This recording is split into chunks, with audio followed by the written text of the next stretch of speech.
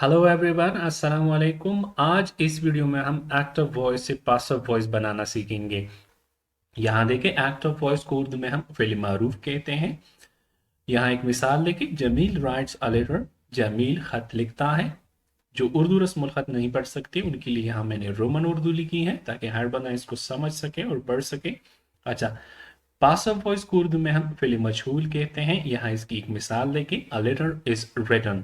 इसकी मानी क्या है? एक खत लिखा जाता है। ठीक है, यहाँ हमें सब्जेक्ट का कोई पता नहीं, सब्जेक्ट कौन है। उर्दू में हम ये स्ट्रक्चर इस्तेमाल करते हैं। ठीक है। अच्छा, यहाँ देखिए, जमील राइट्स अ लेटर। यहाँ subject is the doer of the action. Active voice में subject is the doer of the action, यानी सब्जेक्ट ही काम करता है। ठीक है, यहाँ लिखने वाला कौन है? सब्जेक्ट जमील है। ठीक है। और पासिव वॉइस में subject is the receiver of the action.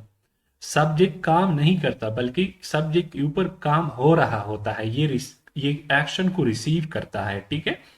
यहाँ उर्दू का एक जुमला देखिए, जमील से एक खत लिखा जाता है। आमतौर पर उर्दू में हम ऐसा नहीं कहते। ठीक है, लेकिन ये पॉसिबल है। ये एक पासिव वॉइस की एक मिसाल है। यानी जो सब्जेक्ट है वो, जो सब्जेक्ट या जो एजेंट है, इसको हम निकाल लेते हैं जुमले से। आमतौर पर हम इस तरह जुमले इस्तेमाल करते हैं, खत लिखा जाता है, खत लिखा गया। ठीक है।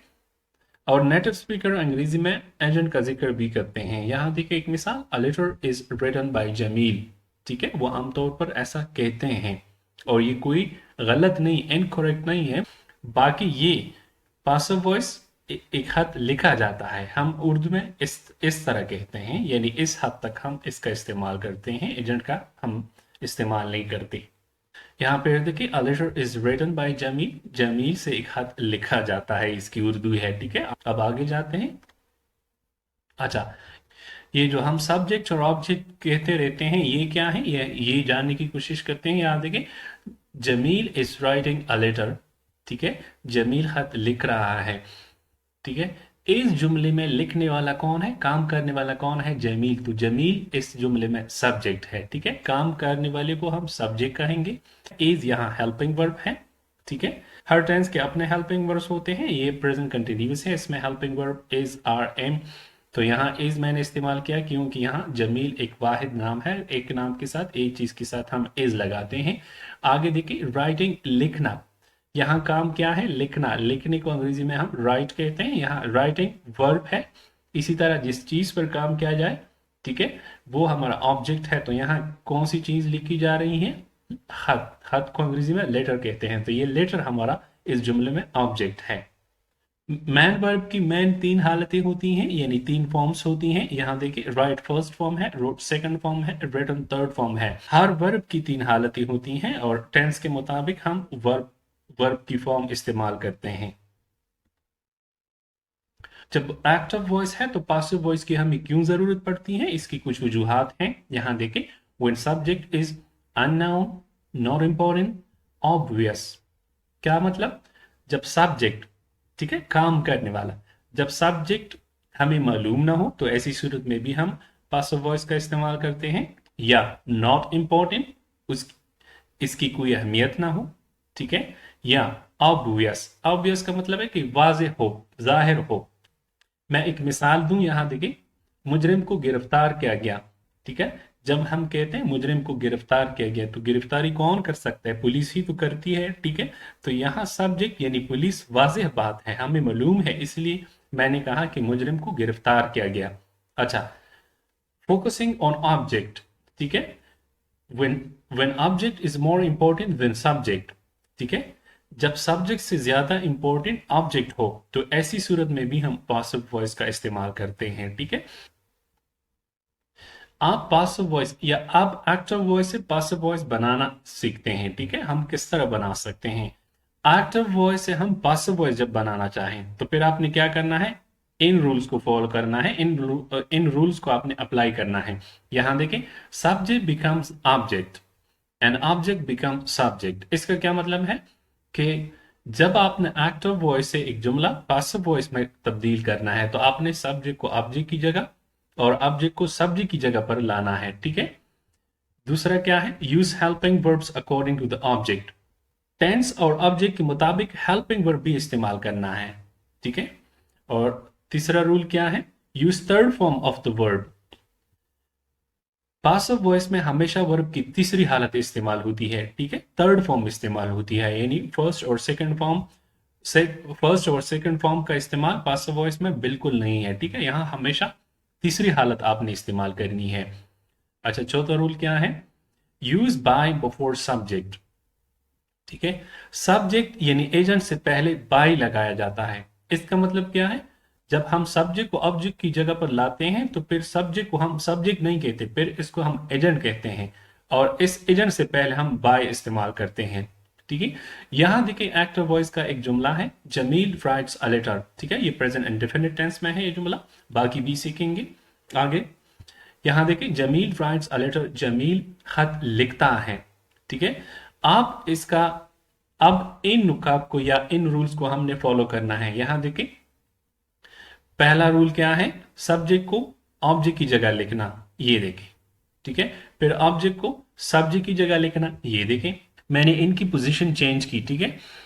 फिर क्या है कि हेल्पिंग वर्ब भी लगाना है, तो यहां देखिए हेल्पिंग वर्ब इज मैंने लगाया, लेटर एक है तो एक के साथ हम, यानी वाहिद नाम है तो सिंगुलर नाउन के साथ हम इज लगाते हैं। फिर वर्ब की तीसरी हालत, जिस तरह हमने पढ़ा कि हमेशा वर्ब की तीसरी हालत इस्तेमाल करनी है, तो यहाँ देखिए राइट, रोट, रिटन मैंने तीसरी हालत इस्तेमाल की, और बाय इसलिए लगाया कि यहाँ सब्जेक्ट को मैंने ऑब्जेक्ट की जगह लिखा, और इससे इससे पहले हमने बाय इस्तेमाल करना है, ये रूल है।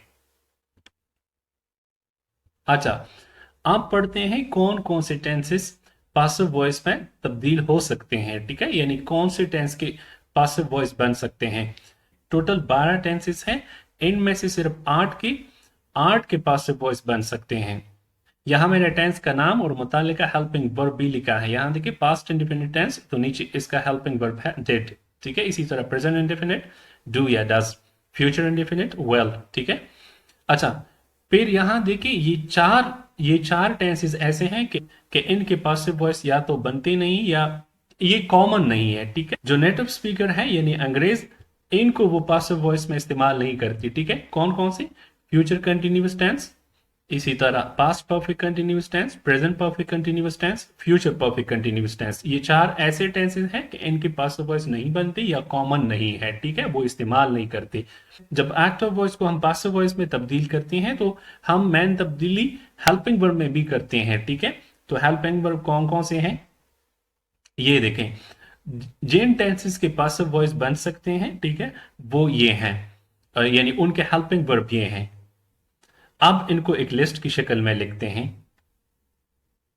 ये देखें, ये एक्टिव वॉइस के हेल्पिंग वर्ब हैं और ये पासिव वॉइस के हेल्पिंग वर्ब है। क्या मतलब कि एक्टिव वॉइस से जब हम पासिव वॉइस बनाते हैं तो इन हेल्पिंग वर्ब्स को हम इन में तब्दील करते हैं।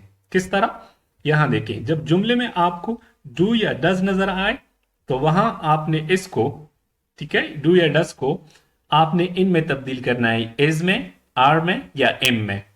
वो किस तरह, वो हम ऑब्जेक्ट की तरफ देखेंगे, ऑब्जेक्ट के मुताबिक हम इनका इस्तेमाल करते हैं। जिस तरह हम इनका इस्तेमाल सब्जेक्ट के मुताबिक करते थे तो इनका इस्तेमाल हम ऑब्जेक्ट के मुताबिक करेंगे, ठीक है। जब एक्टिव वॉइस के सेंटेंस में आपको एज आर एम नजर आए तो फिर आपने इनको is being, are being, am being में तब्दील करना है, ठीक है। इसी तरह हैव हैज को have been, has been, did को वाज वर में, was वर्ब को was being में, had को had been में, ठीक है, will be, will have been में तब्दील करना है। अच्छा, जब आप पासिव वॉइस का जुमला नेगेटिव या इंट्रोगेटिव में तब्दील करना चाहते हैं, फिर ये देखें, इन हेल्पिंग वर्ब में से मैंने ये निकाले हैं, और इन हेल्पिंग वर्ब के बाद नॉट लगाने से हमारा जुमला या सेंटेंस नेगेटिव बनता है। अगर इनको हम जुमले की शुरू में यानी सेंटेंस की शुरू में लगा लें तो हमारा सेंटेंस इंट्रोगेटिव में तब्दील होता है। यहां एक मिसाल देखें, अ लेटर इज रिटन, खत लिखा जाता है, ठीक है। अगर इसको मैं नेगेटिव में कन्वर्ट करना चाहूं तो एस के बाद मैं नॉट लगाऊंगा, ठीक है। यहां जो भी हो, यानी आर हो तो आर के बाद नॉट, एम हो एम के बाद, हैड हो हैड के बाद नॉट, तो नॉट लगाने से हमारा सेंटेंस नेगेटिव में तब्दील होता है, ये जहन में रखिए, ठीक है। यहां देखिए, अ लेटर इज रिटन, खत लिखा जाता है। अगर मैं ये कहूं खत नहीं लिखा जाता फिर देखें a letter is not written। फिर अगर मैं ये पूछना चाहूं यानी क्वेश्चन करूं क्या खत लिखा जाता है, ठीक है, तो फिर इसको मैं जुमले की शुरू में लगा ले, ये देखें इज अ लेटर रिटन, क्या खत लिखा जाता है। ये तरीका सब जुमलों के लिए है, यानी इसी तरह हम बाकी भी नेगेटिव और इंट्रोगेटिव में तब्दील कर सकते हैं, ठीक है, बाकी जुमले भी हम नेगेटिव और इंट्रोगेटिव में चेंज कर सकते हैं। अच्छा, याद रहे इन अल्फाज को भी हम पासिव वॉइस में इस्तेमाल करते हैं, ठीक है, ये इनके साथ हम बी लगाते हैं, यानी इनके साथ बी का इजाफा होता है जब हम पासिव वॉइस में इनका इस्तेमाल करते हैं। यहां देखें कैन को हम कैन बी में तब्दील करते हैं, इसी तरह could be, may be, might be, should be, would be, must be, ठीक है। नीड को हम नीड टू बी में तब्दील करते हैं, ठीक है, ये थोड़ा डिफरेंट है। अच्छा, इन कभी नेगेटिव और इंट्रोगेटिव में उसी तरीके से हम बनाते हैं, यानी कैन के बाद नॉट लगाने से जुमला नेगेटिव बनता है, अगर कैन को हम जुमले की शुरू में लगाएं तो जुमला इंट्रोगेटिव बना, ठीक है। अच्छा, यहां देखिए मिसाल, मैं इसकी एक मिसाल दूं। मिसाल के तौर पर this room can be used for meetings, ठीक है, क्या मतलब ये कमरा मीटिंग के लिए इस्तेमाल किया जा सकता है। बाकी इन सब की मुख्तलिफ मानी है, फिर आपने सीखना पड़ेगा। अच्छा, जिस तरह, अच्छा यहां एक और नुक्ता नोट कर ले कि जिस तरह हेल्पिंग वर्ब्स बदल जाते हैं पासिव वॉइस में, इनकी हालत बदलती है, तो यहां देखिए इनको हम पर्सनल प्रोनाउंस कहते हैं, ये प्रोनाउन भी पासिव वॉइस में बदल जाते हैं। किस तरह, यहां ये सब्जेक्टिव केस में है, ये यानी ये प्रोनाउंस बतौर सब्जेक्ट इस्तेमाल हो सकते हैं, ठीक है। फिर इनको हम ऑब्जेक्टिव केस में तब्दील करते हैं, यानी ये बतौर ऑब्जेक्ट इस्तेमाल होते हैं। मैं एक मिसाल दूं, आई राइट अ लेटर, मैं एक खत लिखता हूं। अगर इस जुमले को हम पासिव वॉइस में लिखना चाहें तो फिर मैं ऐसा कहूं, a letter is written by me, a letter is written by me. यहां देखिए बाय मी, तो मी आई को मैंने मी में बदल दिया। अच्छा, बाकी भी इसी तरह है कि आई मी में बदलती है, आई को हम मी में, वी को अस, इसी तरह you they them, he ham, she her, it में बदल जाते हैं। ये आप प्रैक्टिस करते हैं, यहां देखें प्रेजेंट इंडेफिनिट टेंस है, यानी सारे टेंसेस की प्रैक्टिस करते हैं, और इसी तरह मैंने सब टेंसेस के फॉर्मूले भी दिए हैं, एक्टिव वॉइस का फॉर्मूला, फिर पासिव वॉइस का फॉर्मूला, और इसी तरह नीचे मैंने जुमले दिए हुए हैं एक्टिव वॉइस से पासिव वॉइस में, फिर मैंने चेंज भी किए हैं सब टेंसेस के लिए, ठीक है। वो आगे पढ़ेंगे। यहां देखिए प्रेजेंट इंडेफिनिट टेंस है, यहाँ एक्टिव वॉइस इसका एक्टिव वॉइस फॉर्मूला क्या है, subject plus verb first form object, फिर passive voice object is are am, verb third form by subject, ठीक है। ये चीजें हमने पढ़ी, पीछे जितनी भी मैंने वजाहत की वो यही चीजें थी, ठीक है। यानी यहां देखिए सब्जेक्ट को यहां मैंने ऑब्जेक्ट की जगह पर लाया, ठीक है, और फिर ऑब्जेक्ट को मैंने सब्जेक्ट की जगह पर लाया, ठीक है। फिर हमने पढ़ा हेल्पिंग वर्ब, तो यहां देखिए प्रेजेंट इंडेफिनिट टेंस में ये हेल्पिंग वर्ब इस्तेमाल होते हैं, ठीक है। फिर वर्ब की तीसरी हालत भी देखें और बाय भी देखें, तो ये एक फॉर्मूला है passive voice, present indefinite tense में पासिव वॉइस का फॉर्मूला। अब यहां देखें एक्टिव वॉइस में है ये जुमले, और फिर ये पासिव वॉइस में है। ये देखें इस कॉलम में सारे एक्टिव वॉइस के जुमले हैं, और ये जुमले पासिव वॉइस में है, ठीक है। तो यहां देखिए वी ईट डिनर, तो इसका पासिव वॉइस क्या बना, dinner is eaten by us. I eat an apple is eaten by me. I eat apples are eaten by me. He eats an apple is eaten by him. यहां एक नुक्ता note कर ली, यहां देखिए an apple is eaten by me, फिर apples are eaten by me, क्या मतलब, यहां एन एप्पल एक सेब, एक नाम एक चीज एक बंदे के साथ, यानी एक नाम या एक चीज के साथ हम एज लगाएंगे।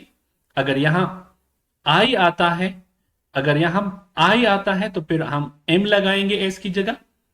यहां फिर नीचे देखिए एप्पल्स प्लूरल है, यानी जमा है, एक से ज्यादा चीजों के लिए हम आर का इस्तेमाल करेंगे, इसलिए यहां मैंने एप्पल्स आर ईटन बाय मी लिखा है, ठीक है। यहां एस की जगह पर मैंने आर लगाया क्योंकि एप्पल्स ज्यादा है। ये सब के लिए है और सब टेंसेस में इसी तरह है। बाकी जुमले भी देखिए, He eats an apple. An apple is eaten by him. They do not speak English. English is not spoken by them. Does Shahid sing a song? Is a song sung by Shahid? आगे जाते हैं। अब past indefinite tense की practice करते हैं। यहां देखें, ये एक्टिव वॉइस का फॉर्मूला है, ठीक है, और ये पासिव वॉइस का फॉर्मूला है। ये इसलिए मैंने इस तरीके से लिखे हैं ताकि आप साथ साथ, यानी नीचे जुमले भी हैं और दोनों फॉर्मूले भी हैं, ताकि आप साथ साथ कंपेयर कर सकें। तो यहां देखें, active voice, the company launched a new product. Passive voice, a new product was launched by the company. Someone stole my car. My car was stolen by someone. इस जुमले का क्या मतलब है? समवन स्टोल माय कार, किसी ने मेरी गाड़ी चुराई। फिर यहां देखिए, my car was stolen by someone, किसी से मेरी गाड़ी चुराई गई, ठीक है। बाय समवन उर्दू में हम इस तरह नहीं कि किसी से मेरी गाड़ी चुराई गई, उर्दू में हम ऐसा नहीं कहते, लेकिन ये पॉसिबल है, आप कह सकते हैं, ठीक है। उर्दू में हम यहां माई कार वॉज स्टोलन, मेरी गाड़ी चुराई गई, या पश्तो में भी हम ऐसा ही कहते हैं। अच्छा, the NASA launch two new satellites. Two new satellites were launched by the NASA, ठीक है। यहां वर्ड मैंने इसलिए लगाया कि सैटेलाइट्स ये जमा है, यानी एक से ज्यादा सैटेलाइट हैं। फ्यूचर इंडेफिनिट टेंस, ठीक है, active voice formula, passive voice formula, और नीचे एक्टिव वॉइस जुमले हैं। We will study French in college. French will be study by us in college. Sir Shahid will teach us English. We will be taught English by sir Shahid. ये इस तरह भी possible है, ये भी पॉसिबल है, ठीक है। English will be taught to us by sir Shahid. I will write a book on English. A book will be written by me on English. Present continuous tense, साथ साथ फॉर्मूले भी कंपेयर करते जाएं। Active voice, they are discussing new project. New project is being discussed by them. The team is developing a website. A website is being developed by the team. We are taking tea. Tea is taken by us. Workers are constructing the bridge. The bridge is being constructed by workers. The teacher is punishing me. I'm being punished by the teacher. यहां देखिए, I am, मैंने कहा था आई के साथ हम M लगाएंगे, तो यहां देखिए एक जुमला है, I am being punished by the teacher. Past continuous tense, फॉर्मूले भी साथ साथ कंपेयर करते जाएं। यहां देखें, the coach was training the team. The team was being trained by the coach. Two artists were painting the house. The house was being painted by two artists. John was preparing the lunch. John was preparing the lunch. The lunch was being prepared by John. Manager was preparing the reports. The reports were being prepared by manager. Future continuous tense का, जिस तरह मैंने पहले भी बताया कि ये uncommon है, यानी इनका अंग्रेज लोग इनका पासिव वॉइस में इस्तेमाल नहीं करती, लेकिन अगर फिर भी आप बनाना चाहें तो यहां देखिए, एक्टिव वॉइस का फॉर्मूला भी है, पासिव वॉइस स्ट्रक्चर भी यहां है, ठीक है। इस तरीके से आप बना भी सकती हैं, ठीक है, अगर आप बनाना चाहें तो। Present perfect tense, active voice, I have designed a beautiful logo. A beautiful logo has been designed by me. I have prepared many reports. Many reports have been prepared by me. She has won the competition. The competition has been won by her. She has told me. I have been told by her. She has not told me. I have not been told by her. Has she told you? Have you been told by her? Have और has में क्या फर्क है? Has हम he, she, it और एक नाम के साथ हम इस्तेमाल, एक चीज के साथ हम इस्तेमाल करते हैं, यानी he, she, it के साथ, और एक नाम के एक चीज के साथ हम हैज इस्तेमाल करते हैं, बाकी सब के साथ हम हैव इस्तेमाल कर सकते हैं, ठीक है। यहां देखिए, अ ब्यूटीफुल लोगो एक नाम है, एक चीज है, तो यहां मैंने हैज लगाया, फिर यहां मैनी रिपोर्ट्स, एक से ज्यादा रिपोर्ट हैं, ज्यादा चीजें हैं, तो मैंने हैव लगाया। और याद रखना कि आई के साथ भी हम हैव इस्तेमाल करते हैं। Past perfect tense, active voice, passive voice, ठीक है। और यहां एक्टिव वॉइस जुमले। They had built a big house. A big house had been built by them. The doctor had treated the patient. The patient had been treated by doctor. She had sold his house for 2 million. This house had been sold for 2 million by her. The dog had not bitten him. He had not been bitten by the dog. Had the dog bitten him? Had he been bitten by the dog? इसको हम been भी पढ़ सकते हैं, इसको हम Ben भी पढ़ सकते हैं, दोनों पॉसिबल, दोनों प्रोनाउंसिएशन पॉसिबल है। Future perfect tense, active voice. I will have finished my homework. My homework will have been finished by me. She will have given me 1 million rupees. I will have been given 1 million rupees by her. Sajid will not have learned English. English will not have been learned by Sajid. Will you have eaten dinner? Will dinner have been eaten by you? अब असल कहानी यहां है, ये देखें। यहां मैंने ये उर्दू, रोमन उर्दू मैंने लिखी है ताकि हर बंदा इसको पढ़ सके, ठीक है। जो उर्दू रस्म खत नहीं पढ़ सकते वो भी इसको पढ़ सकते हैं। यहां देखें, असल में हम ये स्ट्रक्चर या इस तरह हम पासिव वॉइस में, इस किस्म के जुमले हम पासिव वॉइस में इस्तेमाल करते हैं। अब इस कहानी को और से सुने। यहां एक जुमला है, क्या यहां अंग्रेजी पढ़ाई जाती है? ये देखिए, ये पासिव वॉइस में है, ठीक है। अब इसकी अंग्रेजी क्या है? Is English taught here? ये देखिए, इज इंग्लिश टॉट हियर। यहां पर सब्जेक्ट, मतलब सब्जेक्ट वब्जेक्ट इस किस्म की कोई चीज नहीं है, ठीक है। यहां सब्जेक्ट बिल्कुल मेंशन नहीं है, वो बाय मैंने यहां से निकाला है ताकि आपको सही समझ में आए कि पासिव वॉइस असल में है क्या। अच्छा, यहां कौन कौन से सब्जेक्ट्स पढ़ाए जाते हैं? अब इसकी अंग्रेजी, which subjects are taught here? which subjects are taught here? ठीक है, आर मैंने इसलिए लगाया कि सब्जेक्ट्स ज्यादा मजामीन की, यानी ज्यादा सब्जेक्ट्स की बात कर रहा हूं। अच्छा, इवोल्यूशन के बारे में पहले से कई किताबें लिखी गई हैं। several books have already been written about the evolution. उसे बहुत जल्द गिरफ्तार किया जाएगा। He will be arrested very soon. या he will soon be arrested, ऐसा भी कह सकते हैं। He will be arrested very soon. इस मार्केट में गाड़ियां नहीं बेची जाती। Cars are not sold here in this market. अंग्रेजी दुनिया भर में बोली जाती है। English is spoken around the world. दुनिया भर में हजारों जुबानें बोली जाती हैं। Thousands of languages are spoken around the world. अब इसकी उर्दू आप बता दें। The new policy must be implemented.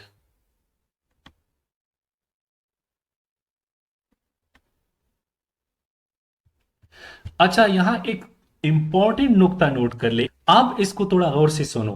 एक दफा एक स्टूडेंट से मैंने पूछा, बेटा ही गोज टू स्कूल, इसका पासिव वॉइस बना के दें, ठीक है। तो उसने क्या कहा? Sir the school is gone by him. तो ये सुने जरा, देखें, ये एक सीरियस मिस्टेक है। तो अब इसको जरा समझ लेते हैं कि ये किस तरह सीरियस मिस्टेक है। Intransitive verbs cannot be used in passive voice. Intransitive verbs को हम passive voice में इस्तेमाल नहीं कर सकते, ना इस्तेमाल होते हैं, ठीक है। यहां देखें, ट्रांजिटिव वर्ब क्या है और intransitive वर्ब क्या है। वर्ब की दो किस्में हैं, ट्रांजिटिव वर्ब, intransitive वर्ब, ठीक है। ट्रांजिटिव वर्ब को उर्दू में हम फिल मुतादी कहते हैं, इंट्रांजिटिव को फिल लाजिम कहते हैं, अगर आपको उर्दू का ग्रामर आता है, ठीक है। अच्छा, यहां देखें, transitive verb it takes an object directly. इसको सादा अल्फाज में, साधारण भाषा में बोलूं तो सादा अल्फाज में, इसके साथ अगर हम इन वर्ब के साथ अगर ऑब्जेक्ट ना लगाएं तो फिर ये एक कंप्लीट सेंस नहीं देते, यानी एक कंप्लीट मीनिंग या मतलब मफहूम नहीं देते। यहां देखिए, it needs an object to make a complete sense. इस वर्ब को मफहूम देने के लिए ऑब्जेक्ट की जरूरत होती है, ठीक है। यानी ऑब्जेक्ट के बगैर ये मफहूम नहीं बनाते, ये मीनिंग कंप्लीट सेंस का मतलब है कि मुकम्मल मफहूम नहीं बनाते, एक पूरा मतलब समझ में नहीं आता, ठीक है, जब इनके साथ ऑब्जेक्ट ना हो। तो ऐसे वर्ब्स जिनको जिनको ऑब्जेक्ट की जरूरत होती है ट्रांजिटिव वर्ब कहलाते हैं, और ट्रांजिटिव वर्ब हम पासिव वॉइस में इस्तेमाल करते हैं, ठीक है, और पासिव वॉइस में इस्तेमाल हो सकते हैं। अच्छा, फिर यहां देखिए अलीशा इट्स, अगर मैं कहूं अलीशा इट्स, इसके साथ मैंने ऑब्जेक्ट नहीं लगाया, यानी अलीशा खाती है, तो आप मुझसे पूछ सकते हैं क्या खाती है, यानी आपको मतलब समझ में नहीं आया जब तक मैं इसके साथ ऑब्जेक्ट ना लगा लूं, ठीक है। अलीशा इट्स डिनर, अलीशा खाना खाती है, तो फिर आपको क्या है, एक मतलब समझ में आया। अच्छा, फिर यहां देखिए it makes a complete sense without an object, ये ऐसे वर्ब्स होते हैं कि ये ऑब्जेक्ट के बगैर भी एक कंप्लीट सेंस बनाते हैं। कंप्लीट सेंस का मतलब है मफहूम, तफहीम, मतलब, मानी, मकसद, ठीक है, जो भी आप कहते हैं। अच्छा, यहां देखिए अलीशा स्लीप्स, इसके साथ कोई ऑब्जेक्ट नहीं, यानी ये सब्जेक्ट है, ये वर्ब है, कोई ऑब्जेक्ट नहीं, फिर भी हमें मतलब समझ में आता है। यहां देखिए अलीशा स्लीप्स, अलीशा सोती है, ठीक है। तो यहां कुछ मिसालें हैं, रन, वॉक, गो, वीप, फॉल, फ्लाई, ये एंड ट्रांजिट वर्ब है। इनको हम पासिव वॉइस में या इस किस्म के वर्ड्स हम पासिव वॉइस में इस्तेमाल नहीं कर सकते। और ये यहां देखें बेल्ट, लर्न, कैच, सी, टीच, इस किस्म के वर्ड्स हम पासिव वॉइस में इस्तेमाल कर सकते हैं।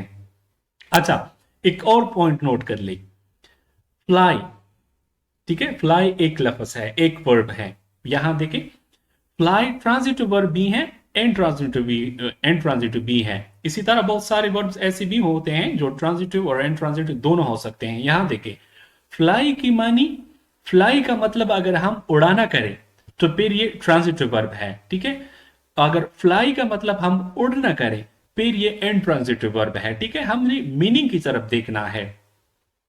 तो यहां देखिए फ्लाई उड़ाना, अगर मैं कहूं वो उड़ा रहा है तो आप मुझसे पूछे क्या उड़ा रहा है, यानी आपको मतलब समझ में नहीं आया। अगर मैं ये कहूं कि वो पतंग उड़ा रहा है तो मतलब यानी ऑब्जेक्ट मैंने लगाया तो आपको मतलब भी समझ में आया। तो यहां देखिए ही इज फ्लाइंग काइट, ठीक है। फिर यहां उड़ना, तो यहां देखिए उड़ना, बर्ड्स आर फ्लाइंग, परिंदे उड़ रहे हैं, ठीक है। आप मुझसे पूछ सकते हैं कि परिंदे क्या क्या क्या कर रहे हैं, मैंने बताया बर्ड्स आर फ्लाइंग, परिंदे उड़ रहे हैं। तो ये जहन में रखना चाहिए, ठीक है, ये एक फिर सीरियस मिस्टेक होती है जब हम स्टूडेंट को active voice and passive voice का टेस्ट देते हैं, तो फिर इसी तरह जुमले हम उसमें दे देते हैं। यहां भी मैंने कुछ वर्ब दिए हैं, यहाँ वर्ब फर्स्ट फॉर्म है, फिर उर्दू मीनिंग है, सेकंड फॉर्म है, थर्ड फॉर्म है, या ये भी आप पढ़ सकते हैं।